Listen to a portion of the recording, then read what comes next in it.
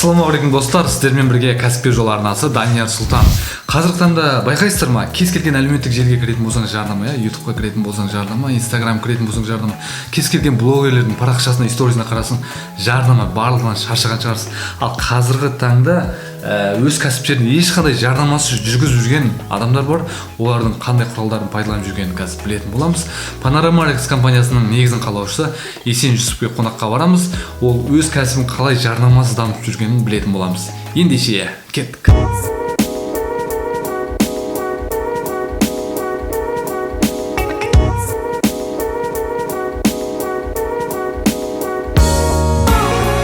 Panorama Rex компаниясының басшысы Есен Жүсіпке келе жатырмыз студияға. Байқайсыздар ма, студиялардың көбісі подвалда, себебі басқа адамдарға кедергі жасамау үшін подвалда болады. Осындай. Вау, қандай спуск. Panorama Rex. Ассалаумағалейкум, Есен. Қалайсыз? Есен, бірінші сұрақ, жалпы осы студия саласына, аранжировка саласына қалай келдіңіз? Солай қызығушылық болды. 2009 жылдан бастап бір-біріне осындай музыканы бір-біріне бүйтіп құрастырып сөйтіп сол қызық болды да. Содан кейін барып жаңағы рэп жаздым, бір-бір естідім. Өзіңіз өлең айттыңыз? Өзім де өлең айттым арасында, звукозапись қызық болды ғой. Содан кейін барып сөйтіп кетті де, дальше поехал. Содан кетіп қалды. Алып кетіп қалды. Қазіргі таңда уже студиямен айналысып жатқаным 10 жылдай уақыт болды. 10 жыл болды. Биыл 10 жыл болды. 2009-2019. Жалпы өзіңіз кім деп санайсыз? Өзімді? Музыкант деп санаймын. Қазіргі таңда қандай әншілермен жұмыс жасап Төреғали, Төрәлі, Ерке Смахан, Нұрболат Абдуллин, Асхат Тарын, Нұрым Қуаныш, Исали Мұсаев, Бақытжан Бабашев. Жалпы осындай студия ашу үшін енді бізді көрген көрермендерді енді осы салаға кіріп, может, аранжировка жасағысы келетін шығар. Жалпы қанша қаражат керек? Қаражаттан бұрын болған талант керек қой. Талант кез келген адам істей алмайды. Талант болса, сосын бар. Талант болса, одан кейін ынтасы болса, одан кейін осымен жаңағыдай ауырып қалатын болса, онда жасайды. Жалпы егер сондай таланты бар адамға қанша ақша керек ашу үшін? Минимальный. Минимально 500-600 мың теңге. 500-600 теңге. Самый простой аппарат алуға, үйде жасайтын домашний дейді, сондай алуға 500-600 теңге керек. Ал сіз қазіргі таңда аранжировка қаншаға жасаласыз бір аранжировка? Секрет. Айтуға болмайды. Онда жарайды. Бір әннің жаңағылай аранжировкасы бар, сведение дейді, потом анау-мынаусы бар, сонымен 200 мың теңге ғой. Жалпы Бұлай общий бір ән $1000. Кейде $2000. Айына қанша ән жазасыз? Айына 7-8. 7-8 ән. Осындай студиясы ашқысы келетін адамдарға қандай бір кеңес айта аласыз? Жалпы не керек ашу үшін, студия ашу үшін? Студия ашу үшін аппарат керек, ол аппараттармен танысу керек. Таныстыру керек. Қандай студия ашу үшін қандай нақты по полочкам қазір аппараттарды тізіп өтеміз. Ал достар, мынау аппарат таныстырып өтейік. Дыбыс жазу студиясында ең бірінші не керек? Әрине дыбыс жазу керек. Ол дыбысты жазатын бізде мінекей мынандай микрофон. Микрофонның құны қанша? Мына микрофонның құны $3000 тұрады. Бірақ бұның дешевый жаңағылай варианттары бар. Пока бастағанға жазатын жаңағы 50 мың теңгелік бар, 60 мың теңгелік бар. Мына колонкалар тұр міне. Біз колонка дейміз, бірақ музыкалық студияларда бұны монитор деп атайды. Монитор. Яғни бұл мынадай монитор емес, бұл мынадай монитор деп аталады. Соны жаттырмау керек. Мынау тұрған монитор, бұның бағасы теңгеге шаққан кезде где-то 1,200,000-1,300,000. Минимальный қанша қалқы болады? Минимальный, самый дешевый вариантын бұл жерде 150-200 мың теңгеге алуға болады. Звуковой карта деген болады. Звуковой дыбыс картасы. Ол мына жерде менде DK Design компаниясының картасы тұр. Бұның құны ондай қатты қымбат емес. Бұл жаңағы студия ашуға ең бірінші керектілердің бірі дыбыс картасы. Минимальный қанша тұрады? Минимальный, самый дешевый жаңағындай кішкентай карталар бар. Олардың бәрін где-то 20-30 мың теңгеге аласыз. Одан кейін мынадай клавиш керек. Мынау енді клавиш болғанда Access Virus деген виртуалды синтезатор. Бірақ бұның MIDI клавиатура дейді. MIDI клавиатура түрлері болады. Ойнаған нәрсені компьютерға түсіру үшін. оны минимальный 50 мың теңгеге аласыз. Одан кейін компьютер керек, сосын компьютердің ішіне дыбыстар орнату керек. Оны арнайы мамандар дыбыстарын орнаттырады. Оның бағасы, орнату бағасы 20 мың, 25 мың теңге. Жалпы студия ашу үшін ең минимальный баға 500 мың теңге. 500 мың теңге минимальный, содан бастап арғыда кете береді. Сен жалпы осы ән жазу процесі қалай болады жалпы? Қысқаша бізге түсіндіріп өтсеңіз. Жалпы ән жазу процесі былай басталады. Әнші бар, ән бар, мәтін бар. Әнші келеді да бізге студияға әнді алып береді. Мінекей ән бар, осыны жазу керек дейді. Содан кейін біздер уже аранжировка бастаймыз. Мен сіздерге қазір басынан аяғына дейін қоса берем. Каждый қосылған звук, сол аранжировка жасаған кезде біртіндеп жасалған звуктар, бірақ сіздерге қазір ускоренный вариантын көрсетеміз. Қазір сіздерге біртүрлі қыз әнінің қалай жасалғанын көрсетейін.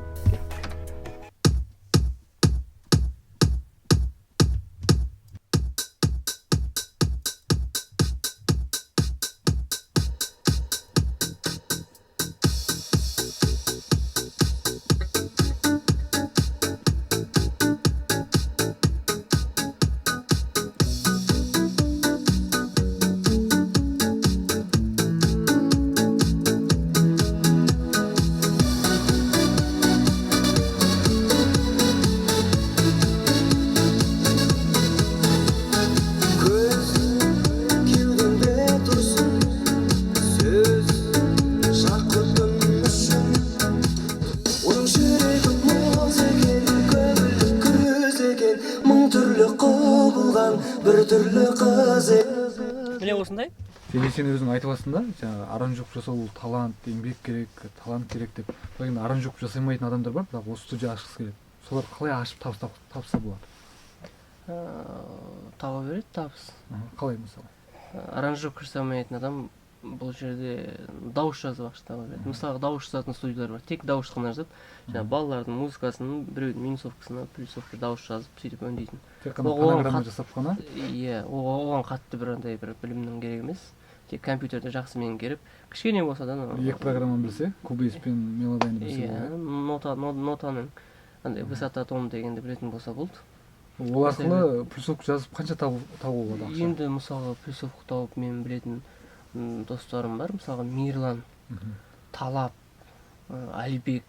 Олар тек қана дауыс жазады. Примерно қанша табу болады? $2,000 табу болады ма? Жай табады ғой, иә. $2,000 спокойно табу болады. Сен осы студияға қалай клиенттер шақырасың? Реклама қалай болады? Реклама жасамаймын мен.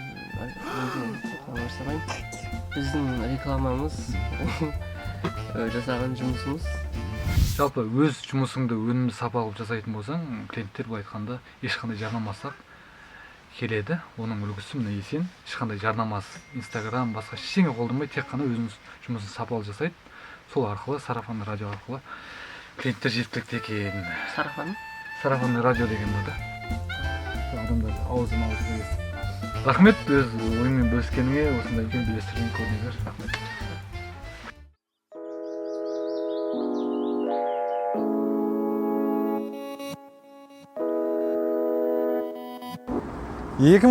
жылдың қысында біз клиентке кризис басталды. Біз қолымызға келген барлығын жасадық. Подъездер келдік, мектептерге бардық, автобустар келдік, барлығын жасадық, бірақ нәтиже ойдағыдай болмады. Содан кейін бар ойлана келе біздің клиент жалпы кім өз? Қанша процент әйелдер, қанша процент еркектер? Олардың негізгі проблемалары қалай? Олар қайда жүреді? Қаяқта жұмыс жасайды? Негізгі примерно орташа айлығы қанша деген сияқты сұрақтарды қойып, бүкіл клиенттің суреттемесін жазған кезде біздің былай айтқанда проблемамыз шешілгендей болды. Былай айтқанда таргет қол. Нақты сен жан-жаққа рекламаны шашпайсың, тек өзіңнің клиентіңе ғана көрсетесің жарнаманы. Гай Кавасаки айтады, сенің клиентің кім екенін біл дейді, соның қалтасындағы ақшаны өзің қалтаңа түсіретін құралдар тапсаң, сен былай айтқанда жарнамаға мұқтаж болмайсың деп. Сөйтіп біз шештік осындай проблемаларымызды.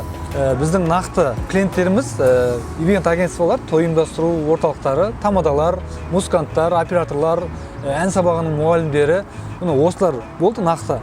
Біз осыларға шықтық, барлығын көрсеттік, жарнаманы жасадық, дұрыс оферлер жасадық. Былай айтқанда проблемамыз шешіліп, Құдайға шүкір қазір клиенттер жеткілікті деп айтсақ болады. Біз енді барлық Алматыға жарнама жасауға қажет жоқ. Біз өзіміздің нақты бір аудиториямыз бар, өзіміздің клиенттің суреттемесі бар. Осыларға реклама жасаймыз. содан кейін нәтиже көре бастадық. Жалпы біз шамамен айына 100-ден 150-ге шақты клиент жасаймыз. Примерно әр клиент 2 сағат уақыт алады. Орта чек примерно 8 мен 10 мың теңгенің арасында. Ашылғанына 2 жыл болған студияға менің ойымша жақсы көрсеткіш. Алдыңғы видеоларда айтып өттік қой, әрбір клиенттің айналасында 250-300 шақты адам бар. Егер сіз ойлаңыз, бір клиентті жақсы қызмет көрсетіп, оның көңілін аулап, оны разы қылдыратын болсаңыз, тегін 250 клиент таптым деп ойласаңыз болады. Жалпы біздің елімізде басқа елдермен салыстырғанда бәсекелестік өте төмен. Енді маркетингтің барлық құралдарын пайдаланбай қойыңыз, бір 2-3 құралды пайдаланатын болсаңыз, сізге жеткілікті дәрежеде клиенттер келетініне мен сенімдімін. Алдыңғы видеоларда айтқан едік қой, клиент өздігімен келе беретін бір керемет құрал бар деп. Оны бүгін айтатын уақыт келді, ол ККА құралы. Клиент алып келетін құрал. Жалпы маған бір клиент келетін болса, мен оған айтамын, сіздің атыңыздан тағы бір клиент келетін болса, келесі жолы келгеніңізде сізге 50% жеңілдік деп. Осы құрал бізге өте керемет жұмыс жасайды. Бәлкім ойланып көріңіз, бұл құрал сіздің кәсібіңізге де пайдасын тиетін шығар. Жаңа клиент алып келуге себеп болатын шығар. Жалпы достар, бүгінге осымен аяқталды. Егер сіздерге видео ұнайтын болса, осыған лайк басып пікір қалдырамыз. Келесі жүздескенше сау болыңыздар.